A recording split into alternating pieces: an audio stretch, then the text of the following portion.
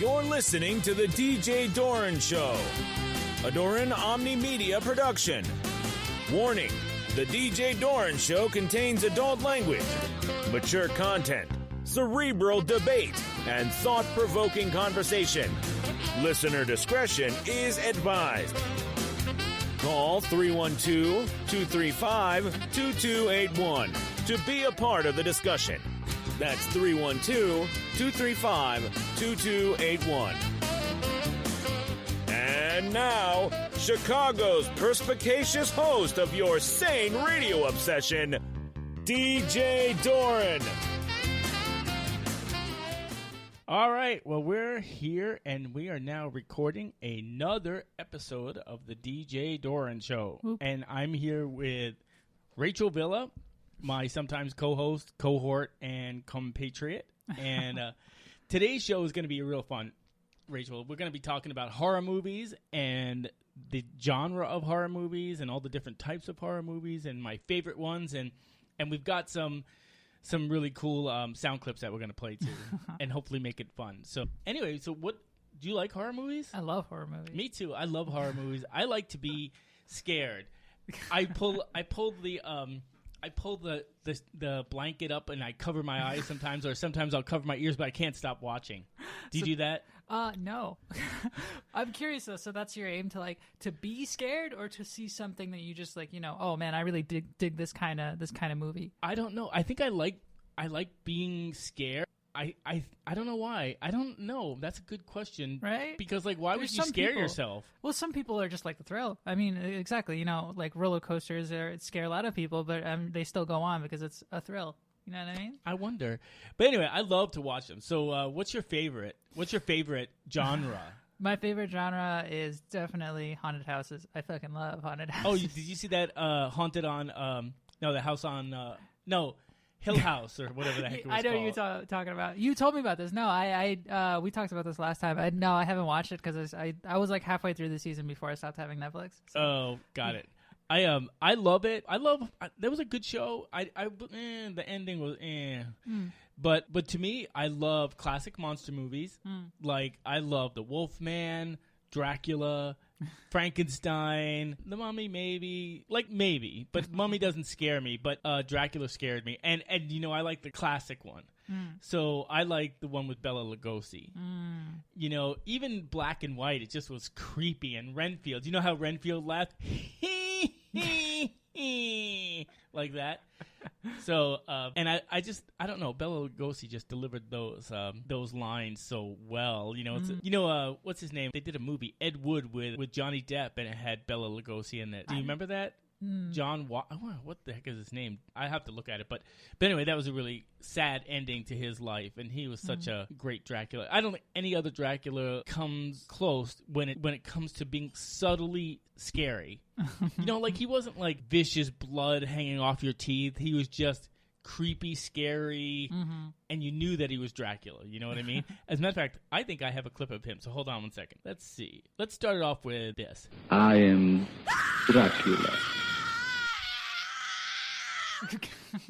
I love that. I love that part. I've got to really figure this out because I hate pushing buttons on the soundboard, and especially when I'm not sitting close enough up there. But anyway, so Dracula is pretty cool. So today's show, we're going to talk about all the different genres and the horror movies, monster movies, and all of that. So one of my favorite genre is I like the monster movies like Dracula and Frankenstein and all of that. But I think the ones that actually scare me the most are religious based, really horror, like The Exorcist. Yeah, well, I guess that's not that surprising. Or the Exorcism of Emily Rose. Did you see that movie? That's a good one. That was really scary. I was like, I don't know how I would deal with that if I saw that in person and up close. Dude, that was a good movie though. I enjoyed myself. Whenever she stiffened up and she had those weird looks. That's the girl from Dexter. Yep.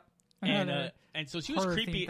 She was creepy in that show. She was also in the American version of Quarantine. Have you ever watched that movie? No. It's a really good one. But yeah, she's in a few things in that nature. So the reason why I like the religious-based horror movies the most is because they're kind of based on quasi, you want to say fact. I don't, I use that term really loosely, but the truth of the matter is it just freaks me out because if you believe in God, you've got to believe in the devil. So you can't just say, oh, there's God and there's no devil. There's a good and a bad. There's always a balance. Like it's like the Force from Star Wars.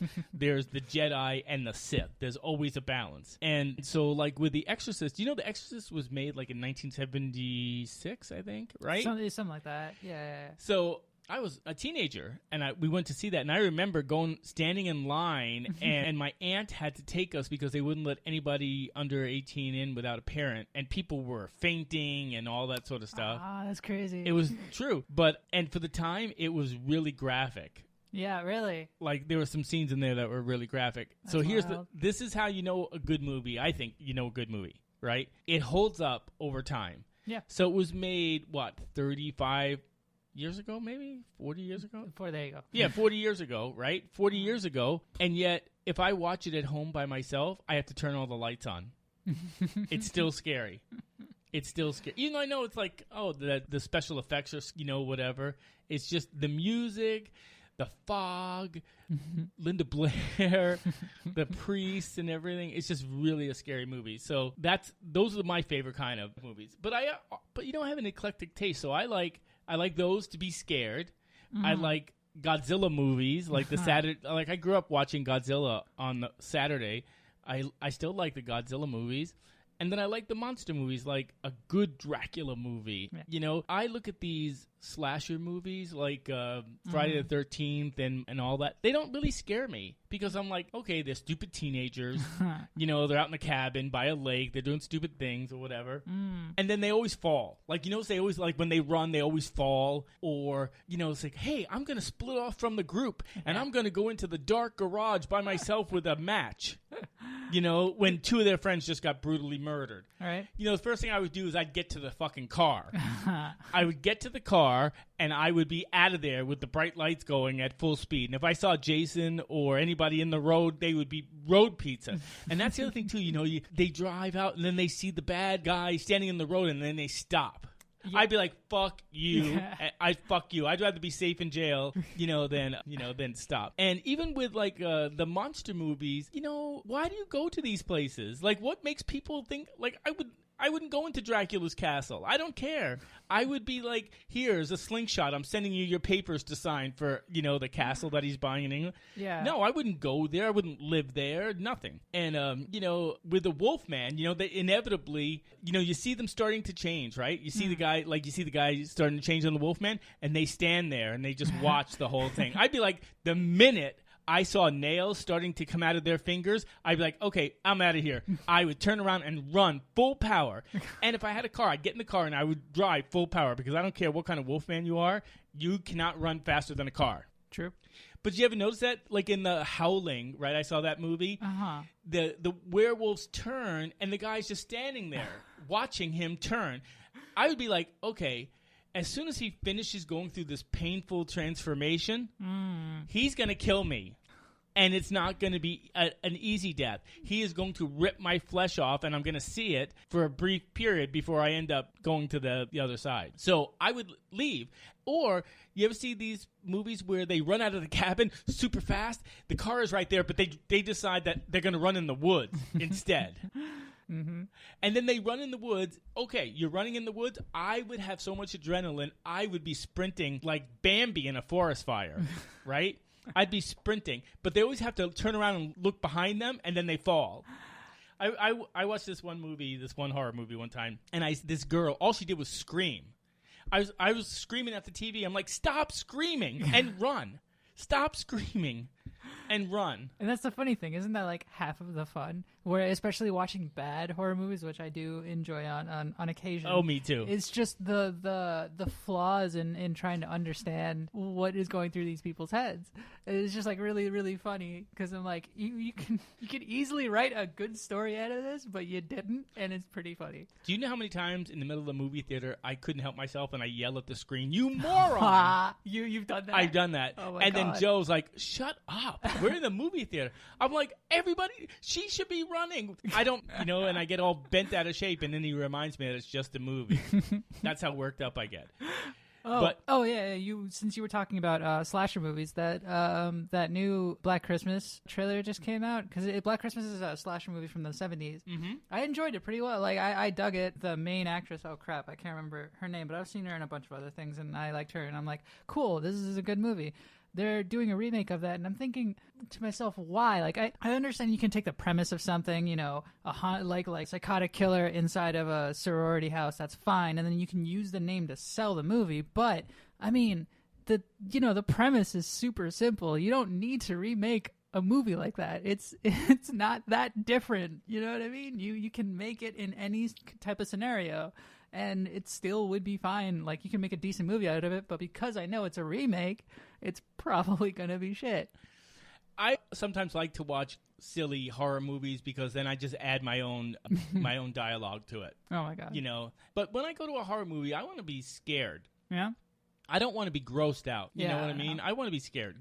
Like the Saw movies, everyone says, "Oh, the Saw movies."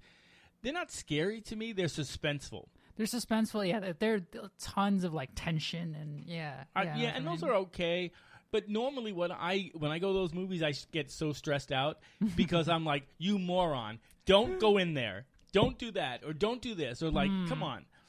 And then they get in there, get caught, or what have you. And so I don't care for those movies as much, I get that. But the ones where I think they're like innocent people, like the exorcism of Emily Rose, and just randomly chosen and have to go through all that was creepy. Same thing with The Exorcist, True. Where Reagan, the Linda Blair's character, was just randomly chosen, and then she was possessed.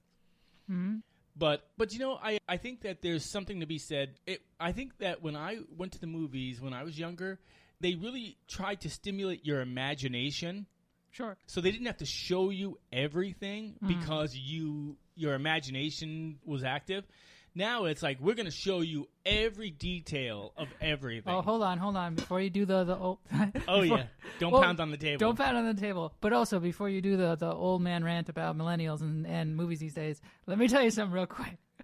I feel like maybe you probably watch either the wrong movies or you only pay attention to the ones that obviously get the most attention because, a lot of the times they are, I agree, are shit. But, I mean, at this point, we're so past a lot of, horror movie tropes and more importantly, all of the good shit's been done. So you get creative. And then you have tons of different movies. Like I've watched Hell House. It's a movie on Shudder. I think it's an exclusive. I'm not sure, but yeah, it's a movie I love, and it was creative in a very specific way. And there's a lot of other movies kind of out there that are kind of like that. Oh my God! Have you seen 13 Ghosts? Yeah, I have. The one with the house and have all the ghosts, the evil ghosts locked in the basement. Sure. That was an interesting movie. It was scary though, but it was interesting. Mm-hmm. But again, why would you go downstairs? Like the kid going downstairs in those, you know what I mean? I do. Why? So that movie was scary and suspenseful. So it was pretty good.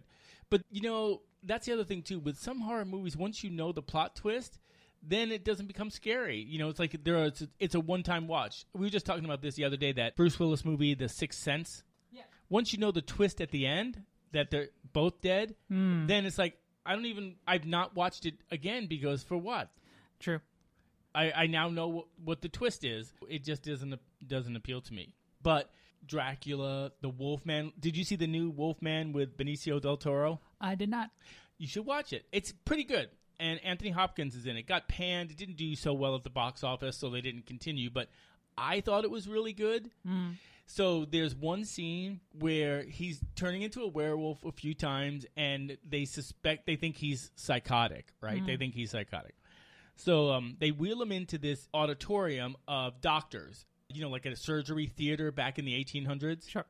So you have like 100 people all in a semicircle in this stadium seating, and this doctor is prancing around talking about Benicio del Toro being crazy and his ailment and how they're going to treat it and whatever, and he's strapped down to a wheelchair. So as he's talking, there's a big window behind everyone, like a big old window, and you can see the full moon behind the clouds, and you know what's coming, right? So as the full moon gets exposed, he says beforehand to the doctor, he says, I'm going to kill all of you. Get out of here. Get me out of here. I'm going to kill all of you. Because he's still, he's in his human form. He doesn't want to kill anyone. The doctors play it off. The head doctor who's giving the speech plays it off. Well, anyway, the full moon comes out behind the clouds, and he starts to turn. Now, he doesn't turn instantly. I'm going to say it takes 4 minutes, right? For 4 minutes, all of those morons stayed in their seats watching him turn.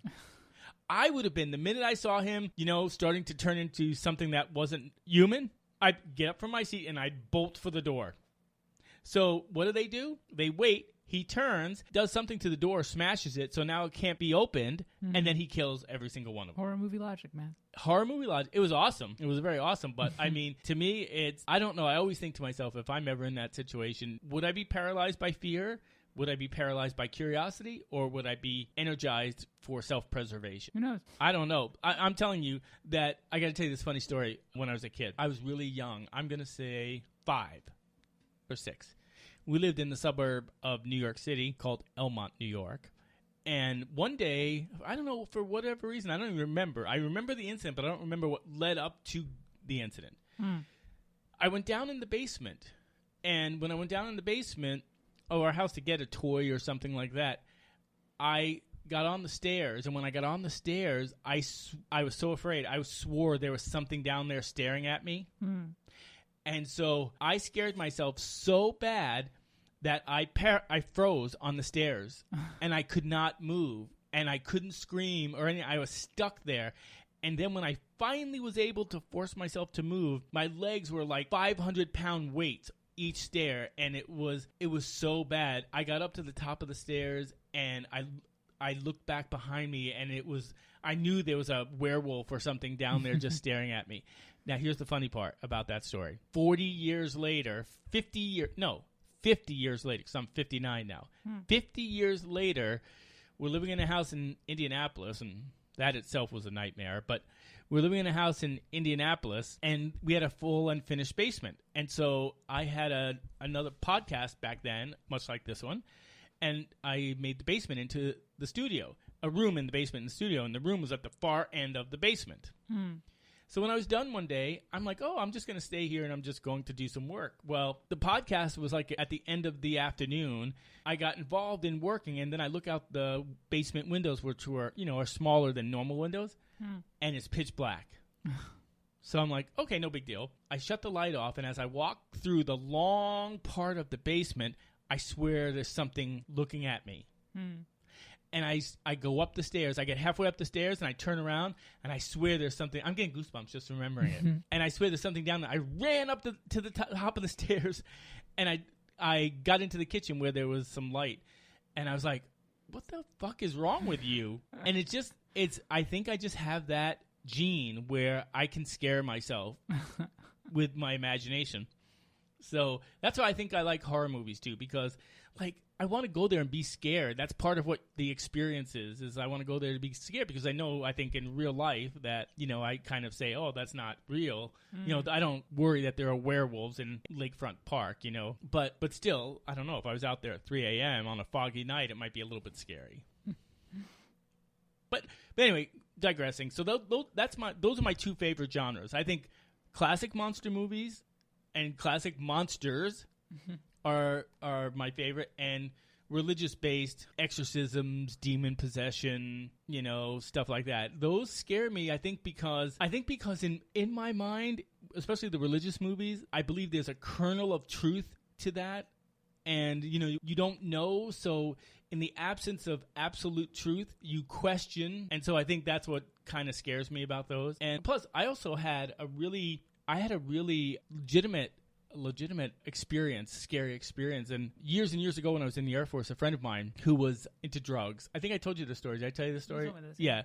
anyway, so a good friend of mine was into drugs, and he was out of the Air Force, but he lived off base, and I still lived on base. And so at 3 o'clock in the morning, I get a phone call because we didn't have cell phones back then. So I got a phone call, and we had a phone. It was in the hallway. I don't even know forget what we called it. It was like a payphone. Sure. But anyway, so it rang and rang and rang. It was right across from my room, so I got up and I answered it, and it was him, and his name was Sam. I'll just say his first name. His name was Sam. And he goes, "Can I speak to DJ?" I said, "This is DJ." And he goes, "DJ, you got to come over here. There's something going on in my apartment. It's very weird, and I got to get out of here." And he didn't have a car. So I was thinking like he got in trouble with his drug dealer friends or something, right? So I said, "Okay, I'll come over. You can stay at the barracks." And so I drove over there. And the first thing I did when I got there, and this was in Texas. So I was stationed in Abilene, Texas at Dyess Air Force Base.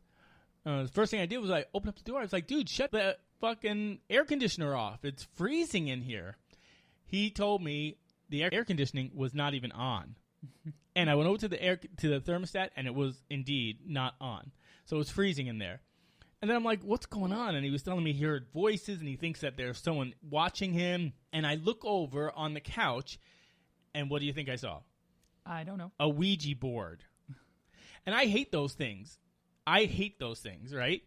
And so I was like, "Are you fucking kidding me? Are you doing the Ouija board? What were you doing?" And then it came out that he was using the Ouija board to ask questions, and it freaked him out because he felt like it was moving on its own. And look at me, I'm getting goosebumps remembering the story. And so I was like, "Dude, you don't mess with that sort of stuff." And then he goes, "I thought you didn't believe in that." I said, "I don't necessarily believe in it, but I'm not going to fucking tempt fate either." So I said, "Get your stuff. You can stay at the barracks. We'll deal with this in the daylight." Now it's 3:30 in the morning, but there's a thing about that I'm going to tell you in a minute. So as he's getting dressed, I take the Ouija board and I break it over my knee. I break it in like 4 or 6 pieces or whatever.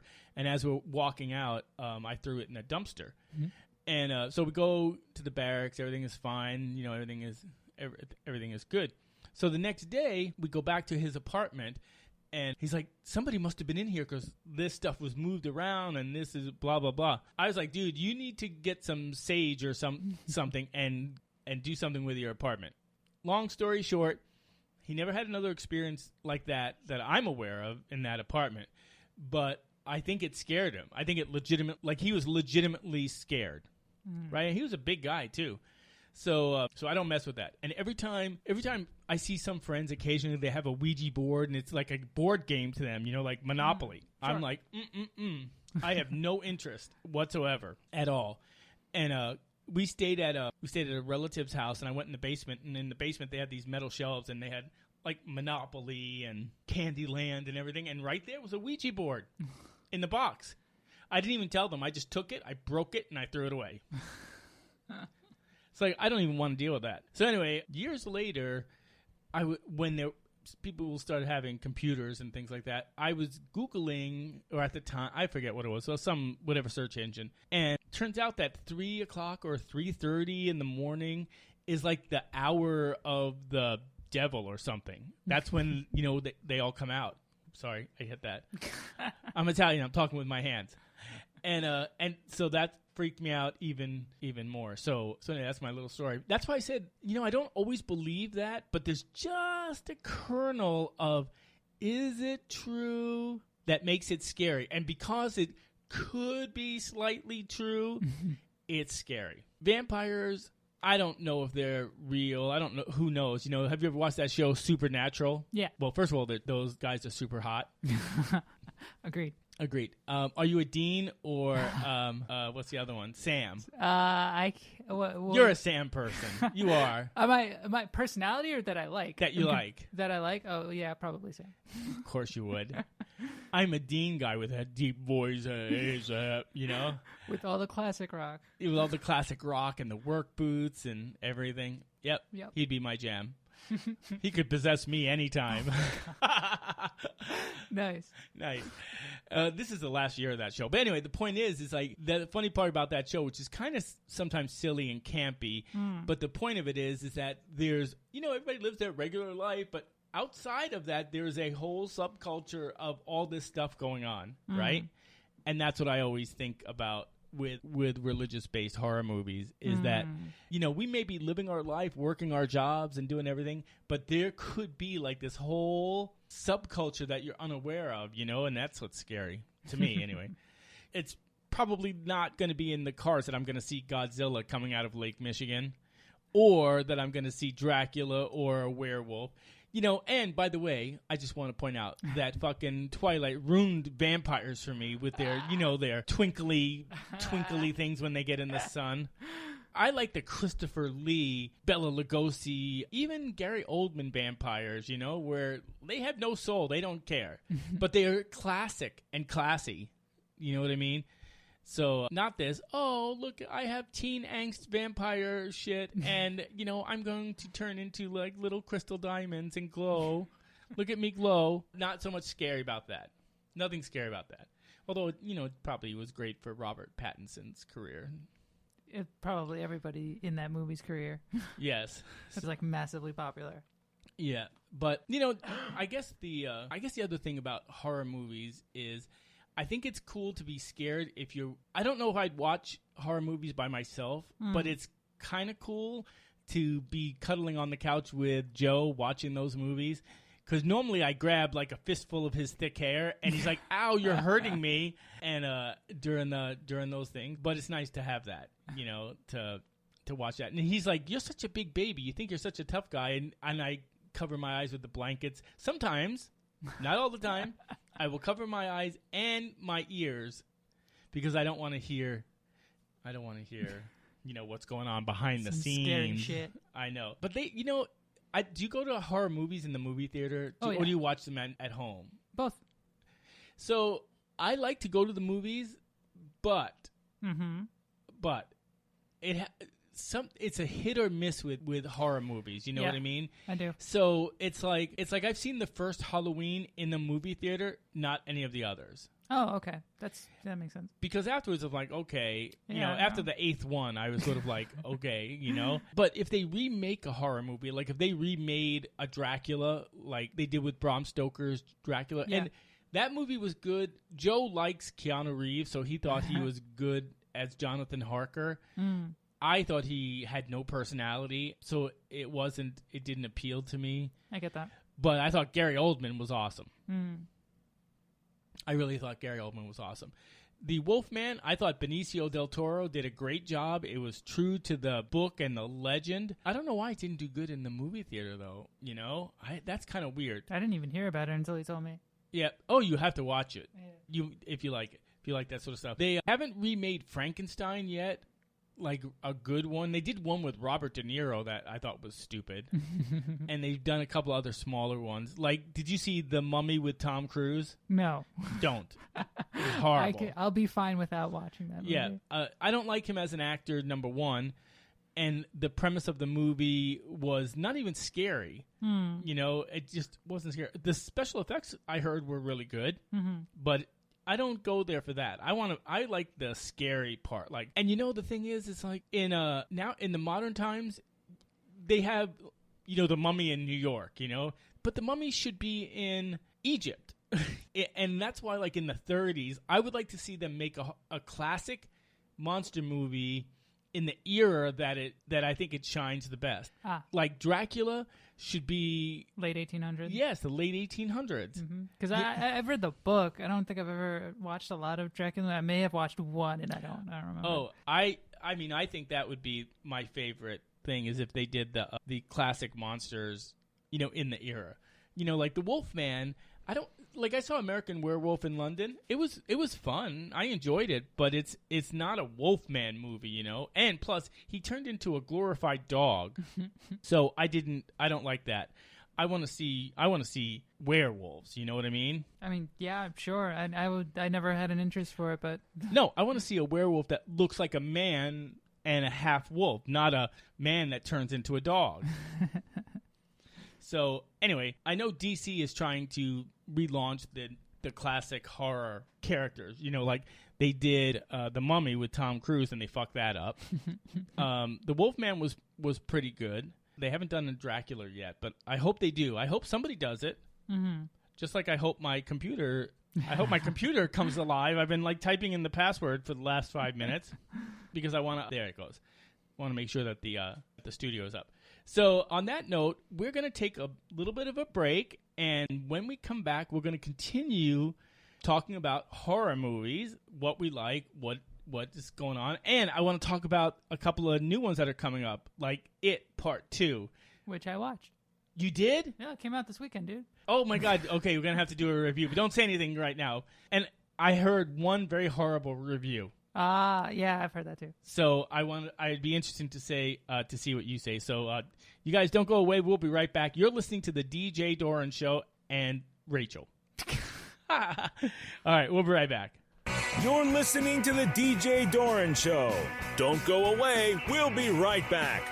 Call 312-235-2281 to speak to DJ. This episode of the DJ Doran Show is brought to you by our friends at Joe Eats World, featuring Chef Joe Morales as he eats and drinks his way through life, sharing recipes, dining experiences, and cooking tips. Be sure to follow him at joeeatsworld.com and on his Facebook, Twitter, and Instagram.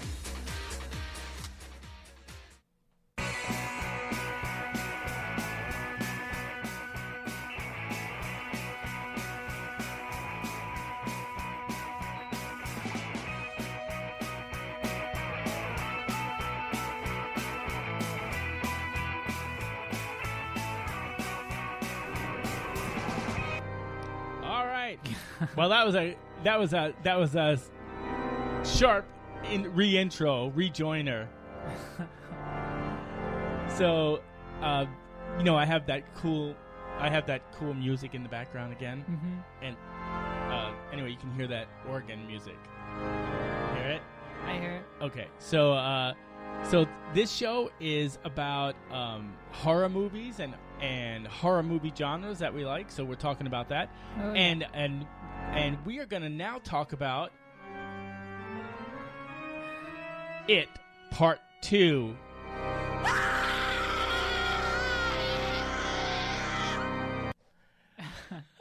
Okay, well, we're back now. So that was kind of funny.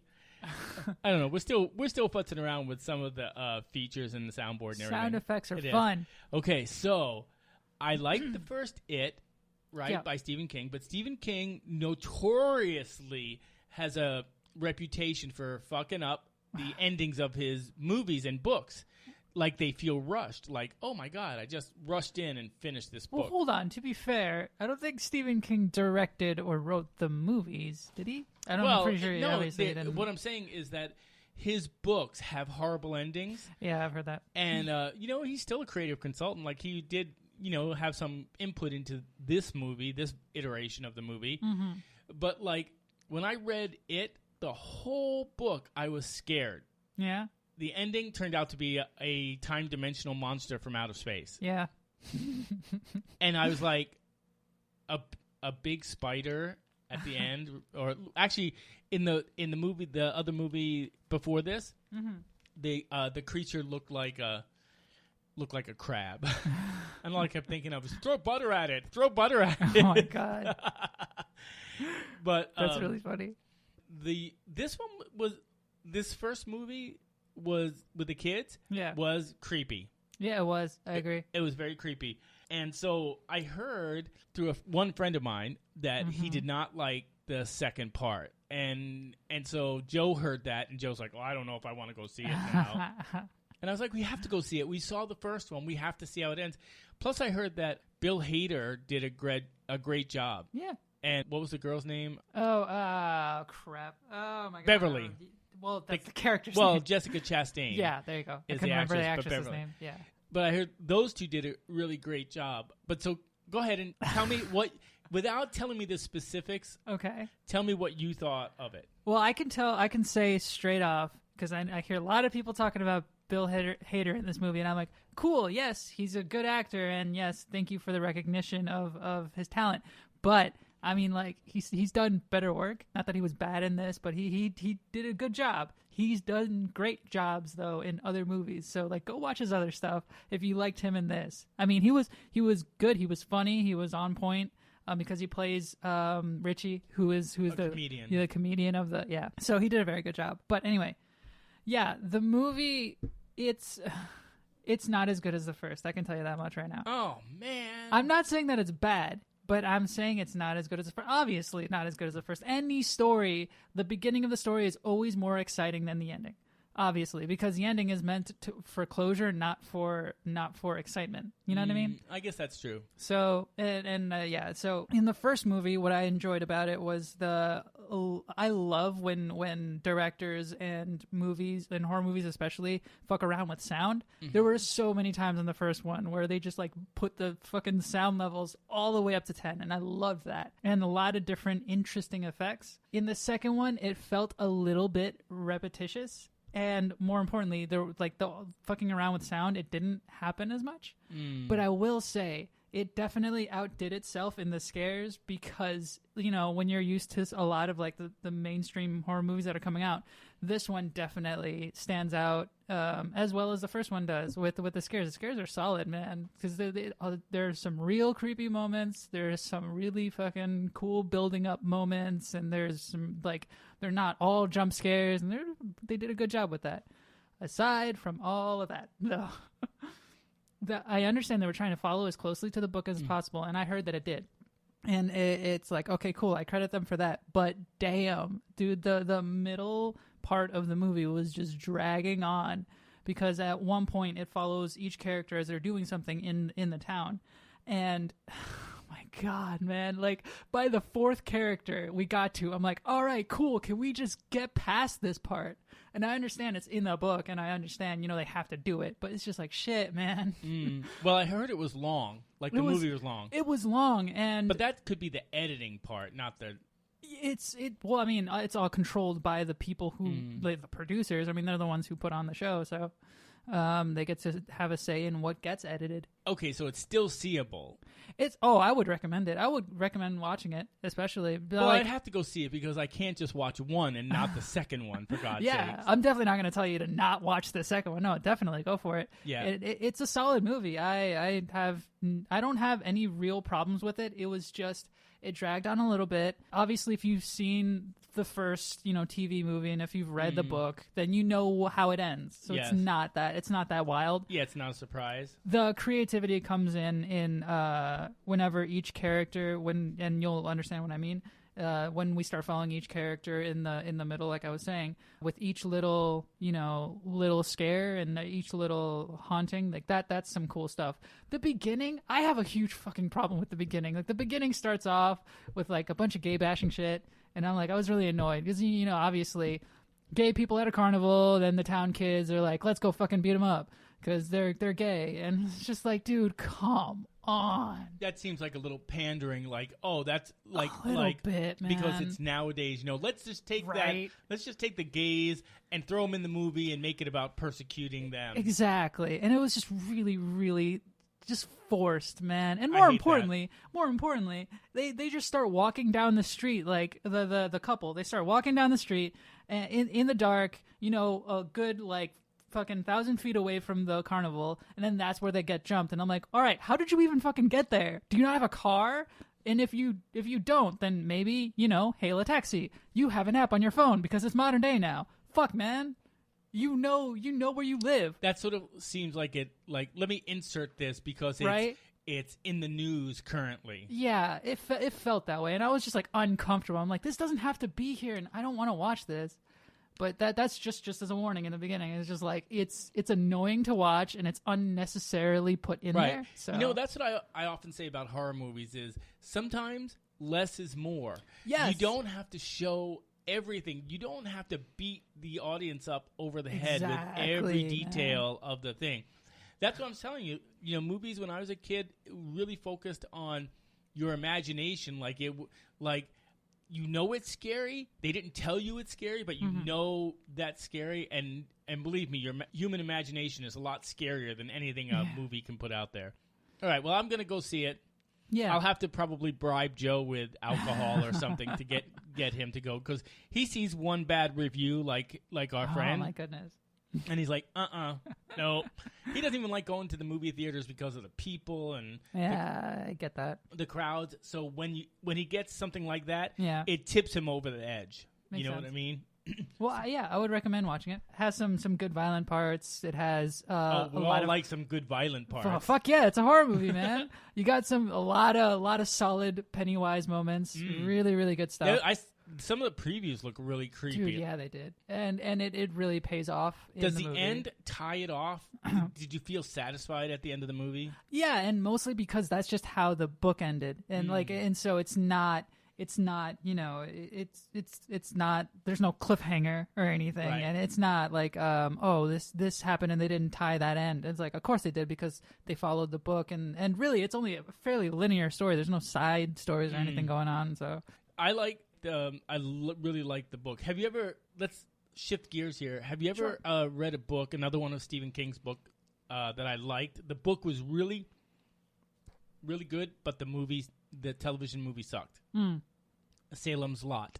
Ooh, I read the book, and hold on, before we get into it, let me just preface this by saying, dude, I want to like Stephen King, but it's really hard to care about straight white people and their hometowns. I'm like, all right, the characters are sort of interesting, but they spend so much time he spends so much time on this stuff that I read halfway through Salem's Lot and I just couldn't finish it. I never watched the movie though. I didn't take it that way because I don't think in those terms. I try not to, but it's so trivial to me sometimes, like the things that they worried about, and it got really annoying. That aside, right? Yeah. I get it, but that aside, I loved the book. I really did. I loved the book. When they did the movie, they cast David Soul, from Starsky and Hutch, the blonde guy. He was the main guy.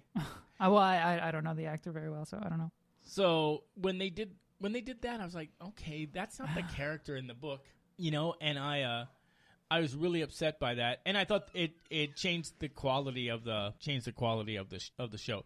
I thought when the vampire finally did appear, he was cool, and I thought the kids dying and coming back and floating around and all that, I thought that was cool. James Mason as the caretaker was interesting, but I mean it was okay, but the book was so much creepier.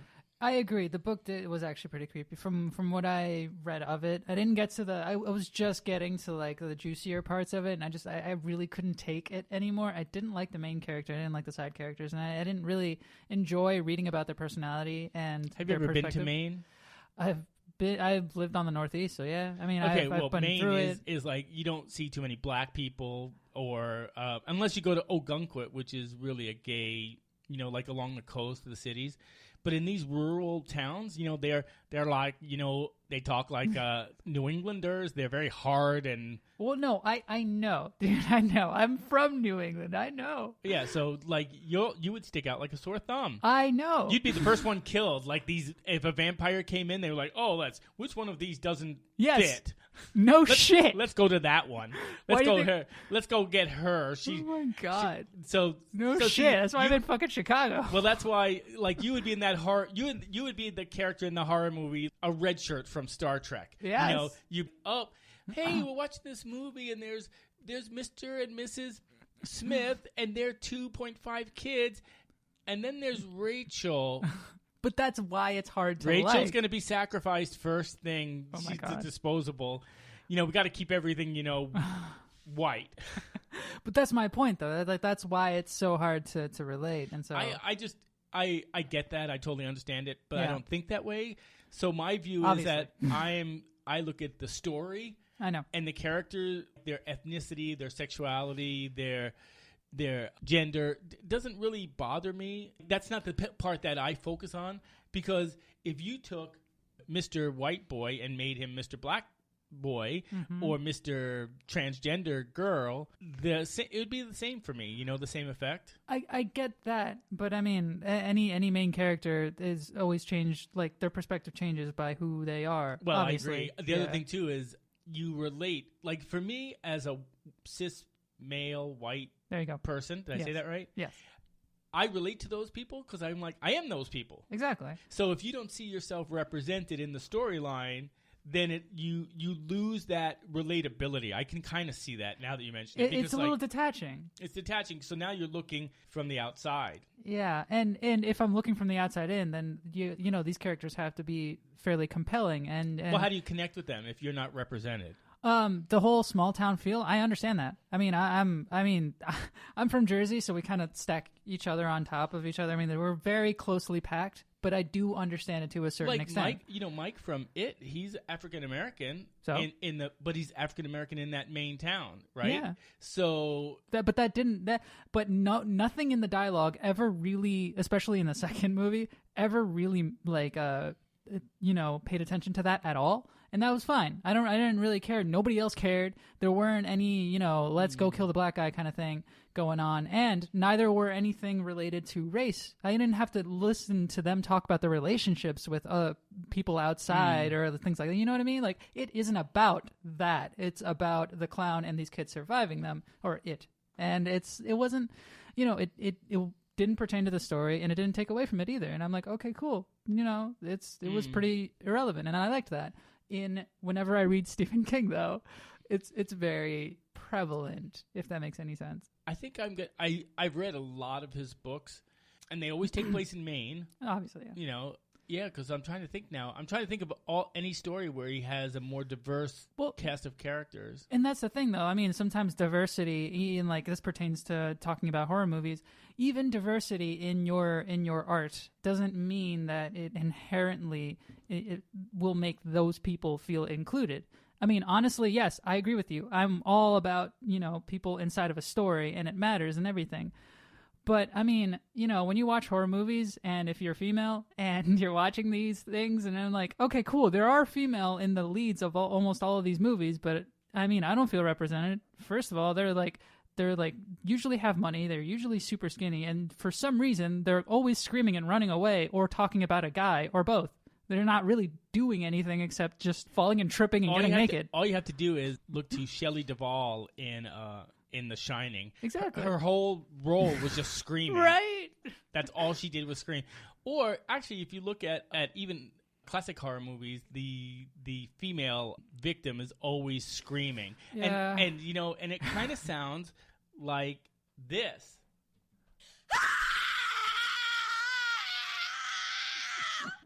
Or this. I'm just saying. Yeah, no, I know. and, sound effects, man. Yeah, and it sounds like that while they're running too. So like they're screaming and running. I can't even talk and walk at the same time, let alone scream and run. So ask any black folk or just colored folk, and usually whenever they watch a lot of horror movies, they can tell you it's like, oh yeah, a lot of the times when I'm watching these movies, I feel like they're making dumb decisions because they're surrounded by dumb people. And it's like you would watch a movie something like Get Out, where I thought, wow, these perspectives were really, really cool, and the way they thought in these scenarios is entirely different. It felt like an entirely different kind of movie. That's weird. When we come back, I want to talk about LGBT horror movies. Have you seen any? I'm trying to. I don't know. I can't recall anything right now. I googled some, and there's a few. There's quite a few. There are some, but what is it? Are they like? It's hard for me to imagine like a guy running, screaming, and tripping and falling. So I'm just curious. I haven't seen one. It almost sounds like you probably shouldn't do that in a horror movie, right? I know. So listen, we're talking about horror movies and genres and everything in between. And so I'm in the studio with Rachel, and we're just having a fun time just riffing on horror movies. We're gonna take a break, but when we come back, we are going to talk further about gay horror movies. So don't go anywhere. You're listening to the DJ Doran Show. You're listening to the DJ Doran Show. Don't go away. We'll be right back. Call 312-235-2281 to speak to DJ.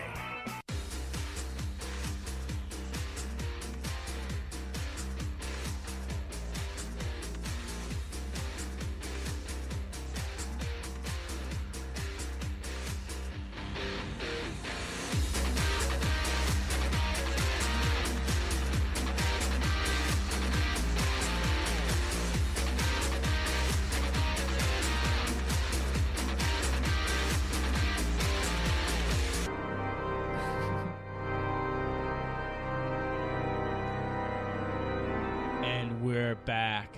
We're talking about horror movies. I love that organ music in the background, don't you? Isn't that cool? Oh, wait, I have another sound clip I didn't even play. Do you like zombie movies? Yes. Okay, let's try this one. Hold on a second. Let's try clip number 3. This is one of my favorites. I want your brains. That's supposed to sound like a zombie. I don't know. But anyway, all right. Well, now we're back. The sound's all done. I've almost played all the clips, but I really like that organ music. Yeah. I think that's kind of cool. I could play that through the whole show. So we're talking about horror movies. We're talking about our favorites and the genres, and did a couple little movie reviews. And so I was just asking Rachel before the break, has she seen any LGBT horror movies? And so when I asked the question, I thought to myself, I haven't seen one. But they've got to be out there. We should make it would be so much fun to make an LGBT horror movie. I would love to. If you're an amateur filmmaker and you want to make an LGBT horror movie, reach out to the DJ Doran Show. You can direct message me on Facebook or something like that. I don't know, but reach out to us, and we would like to talk to you, see how we can make that happen. Because that'd be so. I think we should do like a 30-minute like horror movie clip. What do you think? I mean, sure. If we find people and a massive amount of resources, you need to film. We don't need Matt. We need an iPhone and a few $100s and a screamer. I mean, it shouldn't be that hard to get a screamer in the gay community. But I think we should do that. That'd be fun. But I'd like to see if they have any quality LGBT horror movies out there. I'm gonna have to check that out. I'm gonna make that my homework. There are definitely a few. I've never. I can't say I've watched a ton. I don't know. Interesting. I know they exist, and I've seen trailers for them, and I'm like, all right, cool. I always intend to watch them, but I always forget, or there's other movies that I wanted to watch more. But yeah. This brings up a good point. I really like horror movies, but the other genre that I like, and I think we can do a show on, is sci-fi. Mm-hmm. Is that, are you a sci-fi person? I like sci-fi, not as much as you, but I like sci-fi. I'm one of those rare people that like both Star Wars and Star Trek. Cool. It's not either or. I like both of them. They're totally different storylines, but I like both of them. I'm one of those rare people who doesn't really care about either. You and Joe both.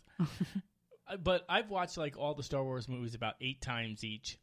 I've watched all of the Star Trek movies except Star Trek 5, which William Shatner directed, and Star Trek Nemesis. I didn't know that.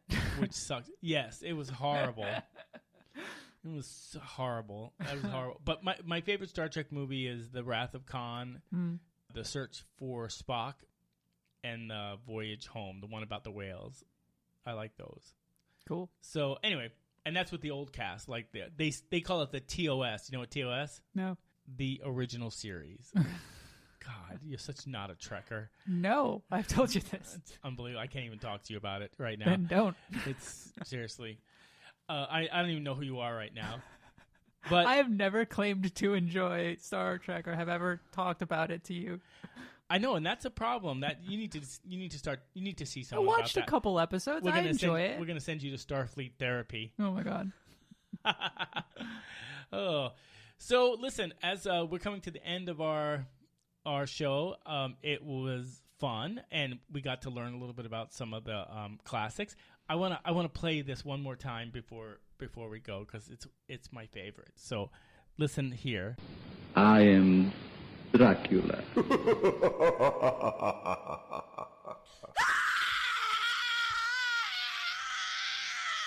I thought that was awesome. I don't know why, but I just love that. I could just mix around all these different sound bites and create my own little movie. Like, listen. We're gonna do a little teaser for our upcoming movie, and then we'll end the show, right? So let me start off with.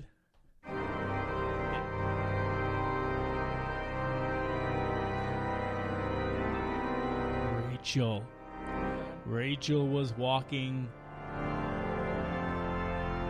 at 3 a.m. in Lakeshore Park. She could feel the eyes of evil penetrating on the back of her head. As she started to walk faster, she could feel someone closing in on her. Slowly, she crept forward. Until at the last minute, she heard an evil laugh.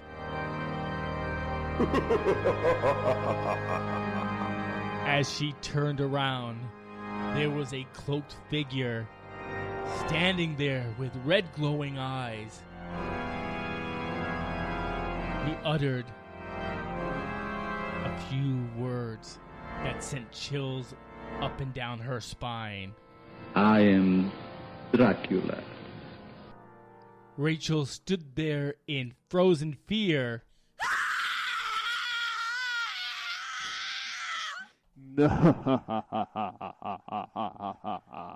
Stay tuned for the movie.